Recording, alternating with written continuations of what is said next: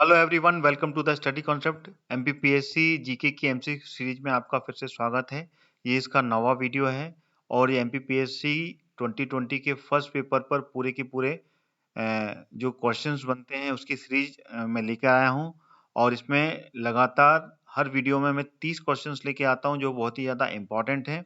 और ये पूरे नवीन पाठ्यक्रम जो नया सिलेबस एमपीपीएससी 2020 के लिए आया है उसके आधारित ये सारे क्वेश्चंस मैं इसमें लेके आया हूँ। तो वीडियो को आखिर तक देखें और वीडियो पसंद आए तो वीडियो को आप लाइक भी करें और साथ में वीडियो को शेयर भी करें। मैं हर क्वेश्चंस का पूरा एनालिसिस लेके आया हूँ इसमें। आपको हर क्वेश्चंस के बारे में पूरा डिटेल में ही इसमें एक्सप्लेनेशन मिलेगा, तो वीडियो को अंत तक जरूर देखें।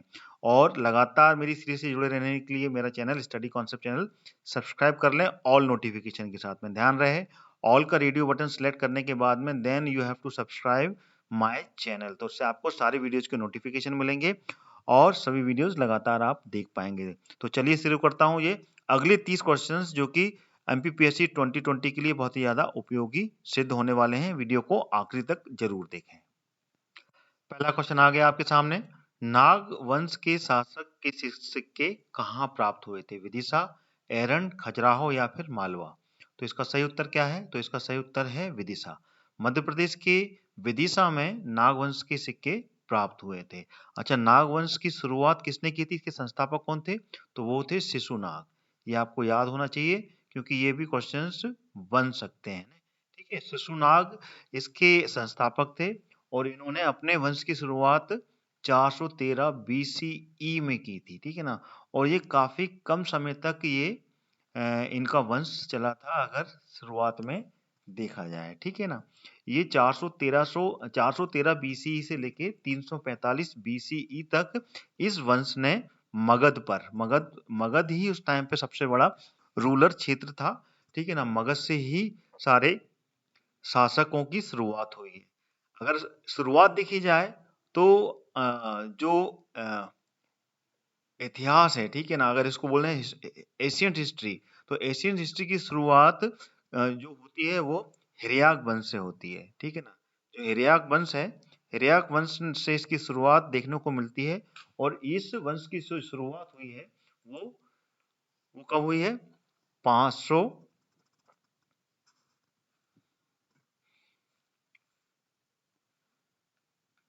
544 बीसीई से इसकी शुरुआत होती है। और हिर्याक वंश की शुरुआत की थी बिंबसार ने। ये आपको पता होना चाहिए। बिंबसार ने इसकी शुरुआत की थी और बिंबसार इसका संस्थापक रहा हिर्याक वंश का। उसके बाद में फिर आया इसका पुत्र अजात शत्रु। ठीक है ना। अजात शत्रु के बाद में फिर इसका बेटा उदयन। ठीक है ना, जिसे उदय के नाम से जाना जाता है। ठीक है ना, उदयन के नाम से जाना जाता है। तो ये पूरा हिर्याक वंश था। और हिर्याक वंश के बाद में गद्दी पर बैठा था नागवंश जो 413 से लेके 445 बीसीई तक रहा। नाग के बाद में फिर आए थे नंद वंश। ठीक है ना। ये पूरी की पूरी उसकी हायरार्की है। नंद वंश के बाद में फिर आए मौर्य वंश। ठीक है ना, ये आपको याद रखना है ना। और मौर्य के बाद में फिर आए थे शुंग वंश। ठीक है। तो ये एशियन हिस्ट्री की पूरी हायरार्की आपको पता होना चाहिए कि पाटलिपुत्र में जो जिस वंश का राज हुआ, ठीक है, जैसे कि मगध बोलते हैं, मगध नरेश। ठीक है ना। मगध का अगर इतिहास देखा जाए तो वो महाभारत काल से है। ठीक है ना। महाभारत काल से इसके साक्ष्य देखने को मिलते हैं। जो महाभारत पुराण है उसमें भी मगध शब्द का उपयोग किया गया है। तो मगध का उपयोग महाभारत काल यानी कि जब 16 महाजनपद 16 महाजनपद के समय से ही ये पूरा का पूरा मगध एक शासन का केंद्र रहा है। ठीक है। चलिए आगे बढ़ते हैं। अगला क्वेश्चन आ गया आपके सामने। कर्क रेखा प्रदेश के कितने जिलों से गुजरती है? मध्य प्रदेश के बारे में पूछा है ये। मध्य प्रदेश के कितने जिलों से होकर ये कर्क रेखा गुजरती है, जिसको बोलते हैं 23 एंड हाफ? तो इसका ऑप्शन आपके सामने है 12, 14, 13 या फिर 11। तो इसका जो सही उत्तर है वो क्या है? तो सही उत्तर है 14 जिले। मध्य प्रदेश के 14 जिलों से होकर ये कर्क रेखा गुजरती है। और इसमें जो पहला जिला पड़ता है मध्य प्रदेश का वो पड़ता है रतलाम जिला। ठीक है ना। रतलाम के बाद में आखिरी जिला पड़ता है वो पड़ता है अनूपपुर जिला। ठीक है ना। इसके बीच में जो जिले पड़ते हैं वो जिलों के बारे में जानकारी आप मेरा जो एमपी जीके की सीरीज चल रही है, उसके वीडियो में आपको मिल जाएंगे। तो पिछले जो वीडियो हैं उनमें आप देख सकते हैं। लगातार एमपी जीके की सीरीज देखिए, you will get all the clarifications of all MP GK part. Okay, चलिए, ये 23.5 होती है अक्षांश रेखा, जो कि पश्चिम से पूर्व की तरफ काउंट की जाती है। ठीक है ना, ये पश्चिम दिशा है और ये पूर्व दिशा है। ठीक है ना, चलिए आगे बढ़ते हैं। अगला क्वेश्चन आ गया, मध्य प्रदेश में सार्वधिक क्षेत्र में कौन सी मिट्टी पाई जाती है? जलोढ़ मिट्टी, पीली मिट्टी, काली मिट्टी या फिर मिश्रित मिट्टी? तो इसका सही उत्तर क्या है? तो वो है काली मिट्टी। मध्य प्रदेश के अधिकतम क्षेत्र में काली मिट्टी पाई जाती है और यहाँ पर इसी कारण से सबसे अधिक पैदावार होती है सोयाबीन की। ठीक है ना, सोयाबीन और कौन सी चीज है? कपास। ठीक है ना, और क्या है? गेहूं। ठीक है ना, और क्या है? गेहूं के बाद में अपना चना। ठीक है ना, इसकी पैदावार काली मिट्टी में बहुत अच्छी होती है। तो सबसे अधिक पैदावार वाला क्षेत्र है सोयाबीन का अपना मध्य प्रदेश। ठीक है ना, कपास सबसे अधिक जो होती है वो कहाँ होती है? वो होती है खरगोन में और खंडवा में होती है। तो काली मिट्टी का जो क्षेत्र है वो मध्य प्रदेश में सर्वाधिक काली मिट्टी ही पाई जाती है। चलिए आगे बढ़ते हैं। अगला क्वेश्चन आ गया, क्रिस्टल आईटी पार्क कहाँ पर बनाया गया है मध्य प्रदेश में? जबलपुर, इंदौर, भोपाल या फिर ग्वालियर? तो इसका सही उत्तर क्या है? तो सही उत्तर है इसका इंदौर। मध्य प्रदेश की आर्थिक राजधानी इंदौर में क्रिस्टल आईटी पार्क बनाया गया है। अगला क्वेश्चन आ गया, राजमंडल राज्य योजना मंडल का पुनर्गठन पहली बार कब हुआ था? 1960 में, 65 में, 78 में या फिर 70 में? तो इसका सही उत्तर क्या है? तो सही उत्तर है इसका 1978 में इसका पुनर्गठन किया गया था। क्या नाम है? राज्य योजना मंडल का। सन याद रखना है आपको क्योंकि सन ही पूछे जाते हैं। अगला क्वेश्चन आ गया, मध्य प्रदेश सरकार ने किस वर्ष से आधार वर्ष अपना लिया? जो आधार वर्ष है, जैसे कि आधार वर्ष बोलते हैं ना कि 2004 से लेके 2005, इस तरीके का जो आधार वर्ष है वो कब से अपनाया था? तो ये ऑप्शन है आपके सामने, 8, 9, 9, 10, 10, 11, 11, 12। किस वर्ष से ये आधार वर्ष अपनाया था? तो ये अपनाया था 2010-11 से। ठीक है ना, ये आधार वर्ष को की शुरुआत की गई थी। ठीक है। अगला क्वेश्चन आ गया, बूढ़े देव मध्य प्रदेश की किस जाति जनजाति के प्रमुख देवता है? बूढ़े देव को पूजा जाता है, वो किस जनजाति में पूजा जाता है? कौल, मिलाला, भील या फिर बेगा? तो इसका सही उत्तर कौन सा है? तो इसका सही उत्तर है बेगा जनजाति के जो लोग होते हैं वो बूढ़े देव को देवता के रूप में पूजते हैं। अगर इसमें पूरे भारतवर्ष की बात ली जाए तो भारतवर्ष में सबसे अधिक अगर कोई जनजाति पाई जाती है तो वो भील पाई जाती है पूरे भारत में। और अगर मध्य प्रदेश में देखी जाए तो मध्य प्रदेश में सबसे अधिक जनजाति का जो क्षेत्र है वो है गोंड जनजाति, सबसे अधिक पाई जाती है। ठीक है, चलिए आगे बढ़ते हैं। और मध्य प्रदेश में सबसे अधिक अगर जनजाति के लोग रहते हैं, अनुसूचित जनजाति के, वो कहाँ रहते हैं? वो रहते हैं अलीराजपुर में। ये भी एक आपका बहुत इंपॉर्टेंट है, इसको क्वेश्चन को याद कर लीजिएगा। अलीराजपुर में सबसे अधिक जनजाति के लोग रहते हैं, जो कि मध्य प्रदेश का पश्चिमी जिला है। ध्यान रखिएगा, मध्य प्रदेश का पश्चिमी जिला कहलाता है अलीराजपुर। ठीक है। अगला क्वेश्चन आ गया, उस्ताद अलाउद्दीन खां संगीत अकादमी कहाँ स्थित है? जबलपुर, इंदौर, भोपाल या फिर उज्जैन? तो इसका सही उत्तर है भोपाल। जो अलाउद्दीन खां संगीत एकेडमी है, ये मध्य प्रदेश की राजधानी भोपाल में स्थित है। और इसकी जो संगीत की राजधानी जो कहलाती है वो कहलाती है मैहर। ठीक है ना, क्योंकि अलाउद्दीन खां जी का जो जन्म हुआ था वो मैहर में हुआ था और मैहर में ही ये पूरा रास और रियाज करते थे। ठीक है ना, जो भी संगीत की शिक्षा ली इन्होंने, उसके बाद में इन्होंने अपने आप को आगे पारंगत किया था वो मैहर में किया था। और ये माता शारदा के अनन्य भक्त थे। और अलाउद्दीन खां संगीत समारोह का आयोजन मैहर, ये कहाँ पर है? ये सतना में है। ठीक है ना, सतना की जो तहसील है मैहर, वहीं पर हर वर्ष उसका आयोजन होता है। ठीक है। अगला क्वेश्चन आ गया आपके सामने, मध्य प्रदेश में मालवा उत्सव का आयोजन कहाँ किया जाता है? इंदौर, उज्जैन, मांडू या फिर ये सभी? तो इसका आंसर क्या होगा? तो इसका आंसर है डी, यानी कि ऊपर के जितने भी ऑप्शन दिए हुए हैं इन सभी में मालवा उत्सव मनाया जाता है और ये सब बारी बारी होता है। ठीक है ना, अगर एक वर्ष पहले वर्ष में अगर उज्जैन में मना लिया गया तो दूसरे वर्ष में फिर उज्जैन में, इंदौर में मनाया जाएगा और तीसरा वर्ष जो होगा वो मांडू में होगा। और ये तीनों के तीनों मालवा क्षेत्र में आते हैं, ठीक है ना। मालवा के पठार पर स्थित है ये, और इसलिए यहाँ पर मालवा उत्सव का आयोजन किया जाता है, ठीक है।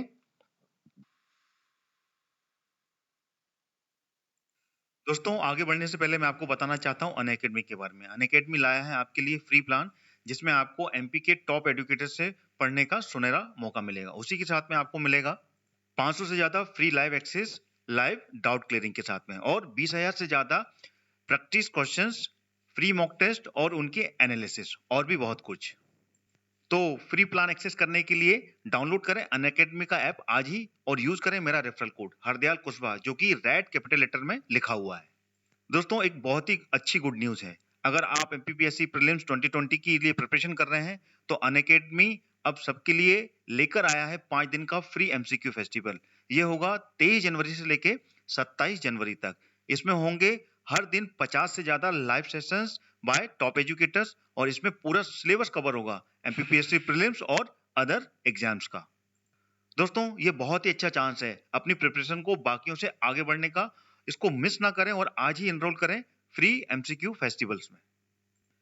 क्या आप अपनी तैयारी को मजबूत करने के लिए मॉक टेस्ट ढूंढ रहे हैं? तो अनअकैडमी लेकर आया है एमपीपीएससी प्रीलिम्स की फुल लेंथ टेस्ट। इसमें आपको मिलेंगे 50 से ज्यादा लाइव मॉक टेस्ट, और एक्सेस मिलेगा 20 से ज्यादा फुल लेंथ मॉक टेस्ट का, जो कि पिछले महीने ही लाइव हुए हैं। यही नहीं, टॉप 3 रैंकर्स को मिलेगा अनअकैडमी का 1 मंथ फ्री सब्सक्रिप्शन प्लान।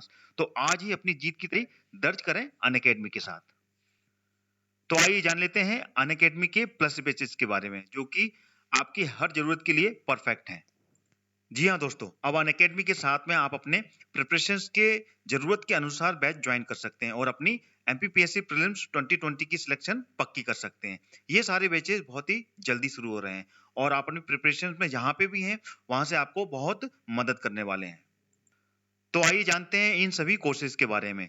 जो भी प्रीलिम्स 2020 क्लियर करना चाहते हैं ध्यान से सुने, उनके लिए बहुत ही इंपॉर्टेंट न्यूज है। आपकी तैयारी के लिए अनअकैडमी लेके आया है 60 डेज का क्रैश कोर्स। इस रिवीजन बैच में होगा लाइव थ्योरी रिवीजन दिन में, और रात में होगा live MCQ revision by same educators. दूसरा बैच होगा daily subjective wise MCQ live revision हर दिन। इन दोनों बैचेस में आपको 20 से ज्यादा फुल मॉक टेस्ट मिलेंगे और पीडीएफ नोट्स भी मिलेंगे। आप अपनी तैयारी के हिसाब से कोई भी बैच से पढ़ सकते हैं। अगर आप एमपीपीएससी की तैयारी शुरू कर रहे हैं और डेडिकेटेड गाइडेंस चाहते हैं, तो आपको मैं foundation batch for MPPSC prelims and mains के लिए रिकमेंड करूंगा, जो स्टार्ट हो रहा है 26 जनवरी को। ये 10 मंथ का कोर्स है। इसमें आपको मिलेगी live access with top educators, PDF revision notes और वीकली मेगा क्विज। इन सभी कोर्सेज के लिंक मैंने वीडियो के डिस्क्रिप्शन बॉक्स में डाल दिए हैं। अनअकैडमी पर आप एक ही सब्सक्रिप्शन में पा सकते हैं सभी कोर्सेज का एक्सेस। अब एक एमपीपीएससी का सब्सक्रिप्शन और सारे कोर्सेज आपके मोबाइल में। क्या आप रिवीजन कर रहे हैं और अपना रिवीजन अपनी स्पीड में करने के लिए आप रिकॉर्डिंग रिवीजन बैच ज्वाइन कर सकते हैं। संपूर्ण ज्ञान में आपको सारे रिकॉर्डेड रिवीजन सेशन मिलेंगे, जिनमें आप अपने पेस के हिसाब से पढ़ सकते हैं डाउट क्लियरिंग के साथ में। और संकल्प बैच में आपको मिलेगा डेडिकेटेड डाउट क्लियरिंग आपके रिवीजन को बूस्ट करने के लिए। रिवीजन इज वेरी इंपॉर्टेंट, इसलिए आज ही ज्वाइन करें इस सारे बैचेस को। जिन लोगों ने प्रीलिम्स 2020 क्लियर कर लिया है उन सभी को मेरी तरफ से मैनी कंग्रेचुलेशंस, बहुत बहुत बधाई। अब आप अपने मेंस की तैयारी में बिल्कुल भी चूक ना करें। आप लोगों के लिए अनअकैडमी लेकर आया है स्वप्न पूर्ति बैच, जिसमें आपको 35 दिनों में एमपीपीएससी मेंस की कंप्लीट प्रिपरेशन कराई जाएगी with dedicated answer writing practice के साथ। तो आज ही अपनी सफलता की सीढ़ी को एक कदम और आगे बढ़ाएं अनअकैडमी के साथ में। अनअकैडमी का सब्सक्रिप्शन लेने के लिए बस आपको प्ले स्टोर पर जाना है और अनअकैडमी का लर्निंग ऐप डाउनलोड करना है। इसमें आप अपना गोल एमपीपीएससी और व्यापम को चूज करना है, और प्लस कोर्सेज में जाकर अपने मनचाहे बैचेस को एनरोल करना है, और फिर बाद में गेट सब्सक्रिप्शन का जो बटन है उसको क्लिक करना है। इंस्टेंट 10% का डिस्काउंट पाने के लिए मेरा रेफरल कोड, जो कि रेड कलर में कैपिटल लेटर में लिखा हुआ है हरदयाल कुशवाहा, उसको एंटर करना है। तो देर किस बात की है दोस्तों, आज ही डाउनलोड करें अनअकैडमी का लर्निंग ऐप और एमपीपीएससी एंड व्यापम क्रैक करने के लिए तैयार हो जाएं। Let's crack it. अगला क्वेश्चन आ गया आपके सामने। मध्य प्रदेश की भारतीय महिला क्रिकेट टीम की कप्तान रही वह खिलाड़ी जिसे कि अर्जुन अवार्ड और विक्रम अवार्ड दोनों से सम्मानित किया गया। कौन है वो? श्वेता मिश्रा, संध्या अग्रवाल, कीर्ति पटेल या फिर राजेश्वरी ढोलकिया। तो इसका सही उत्तर है संध्या अग्रवाल। यही है जिनको कि अर्जुन अवार्ड और विक्रम अवार्ड से सम्मानित किया गया। अर्जुन अवार्ड जो कि केंद्र सरकार देती है और विक्रम अवार्ड जो कि मध्य प्रदेश सरकार देती है। ठीक है, तो this is the correct answer. और इस समय महिला क्रिकेट टीम की जो कप्तान है वो कौन है? वो है मिताली राज। ये भी आपको पता होना चाहिए, ठीक है ना। मिताली राज इंडिया वुमेन्स क्रिकेट टीम की कप्तान है। ठीक है, अगला क्वेश्चन आ गया, एकलव्य पुरस्कार किस आयु वर्ग के खिलाड़ी को दिया जाता है? 19 से कम, 19 से अधिक, या फिर 22 से कम, या फिर 22 से अधिक। तो इसका सही आंसर है 19 से कम वर्ष की आयु के जो खिलाड़ी होते हैं उनको एकलव्य पुरस्कार दिया जाता है। अगला क्वेश्चन आ गया, मध्य प्रदेश के प्रथम मुख्यमंत्री कौन थे? श्री कैलाशनाथ काटजू, द्वारका प्रसाद मिश्रा, रविशंकर शुक्ल या फिर श्री प्रकाश चंद्र सेठी। तो इसका आंसर है रविशंकर शुक्ल। मध्य प्रदेश के प्रथम मुख्यमंत्री रहे ये, इनका नाम है रविशंकर शुक्ल। और इस समय कौन है मुख्यमंत्री? इस समय है शिवराज सिंह चौहान। मध्य प्रदेश भाजपा की सरकार है और शिवराज सिंह चौहान मुख्यमंत्री हैं। और इससे पहले कौन थे? इससे पहले थे कमलनाथ। ठीक है ना, कमलनाथ को 1 वर्ष का ही समय मिला राज करने का मध्य प्रदेश में, फिर उसके बाद में शिवराज सिंह दोबारा आ गए। तो लगातार कितनी बार रह चुके हैं ये 2004 से लगातार थे। बीच में सिर्फ 1 वर्ष के लिए अपने कमलनाथ जी आए और फिर लगातार ये आगे बढ़ गए। ठीक है, चलिए अभी की जो नई कैबिनेट है उस कैबिनेट के बारे में अगर आप पूरा जानना चाहते हैं तो पूरी कैबिनेट पर, मध्य प्रदेश की नई कैबिनेट के मंत्रिमंडल का जो गठन हुआ है उसमें कौन कौन मुख्यमंत्री हैं और ये हैं, उन सभी के बारे में जानकारी के लिए मेरा वीडियो आप जरूर देखें। ठीक है ना, प्लेलिस्ट से देख लीजिए क्योंकि उस पर भी एमपीपीएससी में क्वेश्चंस बन सकते हैं। तो प्लेलिस्ट में आपको वो पूरा वीडियो मिल जाएगा। 2020 का ये नए मंत्रिमंडल का गठन 2020 और 21 का। ठीक है, अगला क्वेश्चन आ गया, राज्य का पहला ग्राम न्यायालय कहाँ स्थापित किया गया था? नीमच, सिवनी, कटनी या फिर सागर। तो मध्य प्रदेश के किस जिले में स्थापित किया गया था? तो वो है नीमच। नीमच के झेंतला में, याद रखिएगा ये बहुत जरूरी है। झेंतला जो एक ग्राम था, ठीक है ना, वहां पर मध्य प्रदेश राज्य का पहला ग्राम न्यायालय स्थापित किया गया था। This is the correct answer. ठीक है, अगला क्वेश्चन आ गया 14वां, पंचायत चुनाव के सभी स्तर पर महिलाओं को 50% का आरक्षण देने वाला प्रथम राज्य कौन सा है? उत्तर प्रदेश, गुजरात, छत्तीसगढ़ और मध्य प्रदेश। तो इसका सही उत्तर क्या है? तो वो है मध्य प्रदेश। मध्य प्रदेश ही एक ऐसा राज्य है जिसने कि सबसे पहले महिलाओं को 50% का आरक्षण दिया था पंचायत के सभी चुनाव में। अगला क्वेश्चन आ गया, मध्य प्रदेश में अभी तक कितनी बार राष्ट्रपति शासन लगा? 4 बार, 3 बार, 2 बार या फिर 1 बार। तो इसका सही उत्तर क्या है? तो इसका सही उत्तर है 3 बार। मध्य प्रदेश में 3 बार राष्ट्रपति शासन लगा था। ठीक है, this is the correct answer. अगला क्वेश्चन, संपूर्ण स्वास्थ्य सबके लिए योजना किस तारीख से शुरू की गई थी या फिर प्रारंभ की गई थी? 16 मई 2012, 18 मई 2012, 16 मई 2012, देखो 2 बार आ गया, 16 जून 2012। तो इसका सही उत्तर कौन सा है? तो इसका सही उत्तर है 16 मई 2012। ये इसका सही उत्तर है, यानी कि ये 2 बार आ चुका है तो ये दोनों में से एक ही अपन माने। तो 16 मई 2012 को इस योजना का शुरुआत की गई थी। ठीक है, अगला क्वेश्चन आ गया, विश्व का प्रथम गोंडी समुदाय का जो रेडियो केंद्र है वो कहाँ खोला गया है? रायसेन, झाबुआ, बैतूल या फिर अलीराजपुर। तो इसका सही उत्तर है बैतूल। मध्य प्रदेश के बैतूल जिले में गोंडी समुदाय का ये रेडियो केंद्र, रेडियो स्टेशन खोला गया है। बैतूल जो कि किस में आती है? नर्मदापुरम संभाग में आती है। ठीक है ना, नर्मदापुरम संभाग के अंतर्गत आती है और इसमें 3 जिला है। कौन कौन से? एक तो होशंगाबाद, ठीक है, और दूसरा बैतूल जो कि मैंने आपको अभी बताया, ठीक है ना, बैतूल, और तीसरा हरदा। ये 3 जिले हैं जो कि नर्मदापुरम संभाग में आते हैं। नर्मदापुरम संभाग का पुनर्गठन कब हुआ था? 2008 में किया गया था, शिवराज सिंह ने किया था। पहले इसका नाम था होशंगाबाद संभाग। ठीक है ना। बाद में इसका नाम बदलकर नर्मदापुरम किया गया था 2008 में, वो भी कब, अगस्त में। ठीक है। अगला क्वेश्चन आ गया, हथाईखेड़ा और घोड़ा पछाड़ डैम कहाँ स्थित है? भोपाल, इंदौर, जबलपुर या फिर रीवा? तो इसका सही उत्तर है भोपाल। मध्य प्रदेश की राजधानी भोपाल में स्थित है ये दोनों डैम, हथाईखेड़ा डैम और घोड़ा पछाड़ डैम। इन दोनों डैम से सिंचाई परियोजना संचालित की जाती है।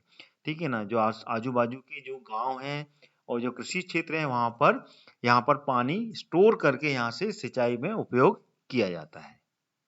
अगला क्वेश्चन आ गया, बर्फ पानी में क्यों तैरता है? बर्फ, पहला ऑप्शन आ गया, बर्फ में वायु भरी होती है, या फिर बर्फ का घनत्व पानी से कम होता है, या फिर पानी का बर्फ से ज्यादा गहरा होना, या फिर पानी का बर्फ का घनत्व पानी से ज्यादा होता है। तो इसका जो सही उत्तर है वो क्या है? तो इसका आंसर है बर्फ का घनत्व पानी से कम होता है, इस कारण से ये बर्फ पानी के ऊपर तैरता है। ठीक है। अगला क्वेश्चन आ गया, निम्न में से कौन सा ऑर्गेनिक अम्ल है? Citric acid, sulphuric acid, nitric acid या फिर फास्फोरिक एसिड? तो इसका सही उत्तर है साइट्रिक एसिड। जो साइट्रिक एसिड होता है ये ऑर्गेनिक होता है, यानी कि ये बनाया नहीं जाता है इसको किसी रिएक्शन के साथ में, सिर्फ इसको ये ऑर्गेनिक रूप में इसको ये बनता है, चाहे वो किसी भी फॉर्मेशन में नेचुरल वे में जिसे बोलते हैं वो बनता है ये। ठीक है। तो this is the organic acid. अगला क्वेश्चन आ गया, जब एक व्यक्ति तीव्र प्रकाश के क्षेत्र से अंधेरे में प्रवेश करता है तो उसे कुछ समय के लिए स्पष्ट दिखाई नहीं देता है, बाद में धीरे धीरे वो सारी चीजें दिखाई लगती है। इसका कारण क्या है? पुतली का आकार में परिवर्तन, लेंस के व्यास और फोकस में परिवर्तन, या फिर रेडियो रिसेप्शन में परिवर्तन, या फिर आंखों के अंधेरे के प्रति कुछ समय तक अनुकूलित होना? तो इसका आंसर जो डी है बिल्कुल सही है। कुछ समय लगता है आंखों को अंधेरों के प्रति, जो अंधेरा होता है उस पर अनुकूल प्रभाव पड़ने में। ठीक है ना। तो अनुकूलित होने में समय लगता है, तो this is the correct answer.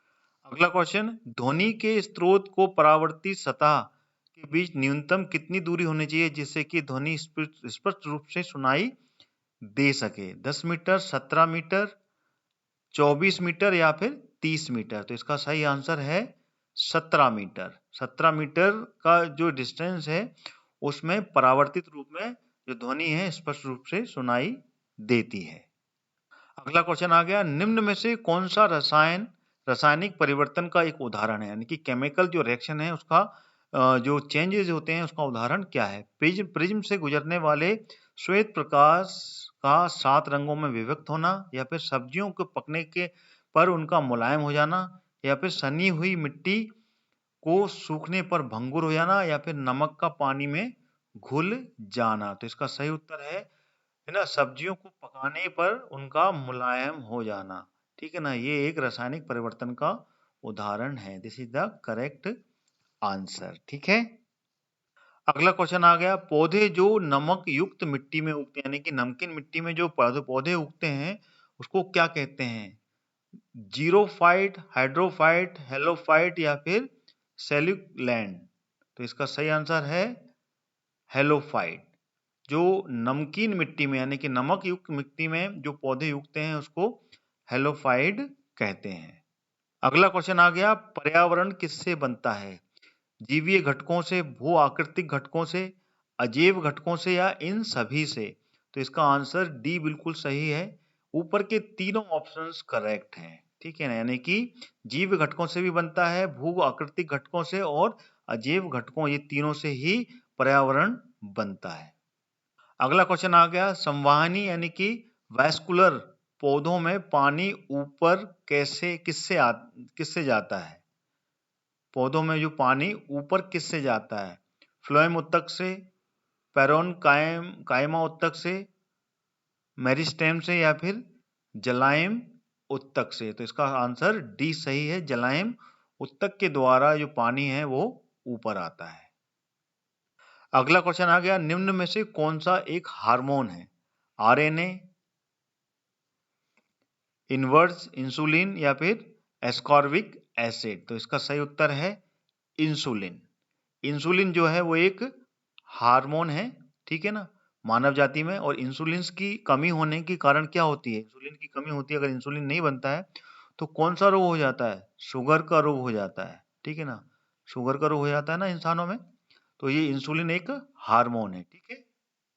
अगला क्वेश्चन आ गया, क्लोरोफिल कौन सा धातु आयन पाया जाता है। क्लोरोफिल में जो है कौन सा धातु का आयन पाया जाता है, लोहा, मैग्नीशियम, जस्ता या फिर कोबाल्ट। तो इसका जो सही उत्तर है वो है मैग्नीशियम। जो मैग्नीशियम है, ठीक है ना, वो क्लोरोफिल में मैग्नीशियम का आयन पाया जाता है, यानी कि मैग्नीशियम उसमें मिलता है।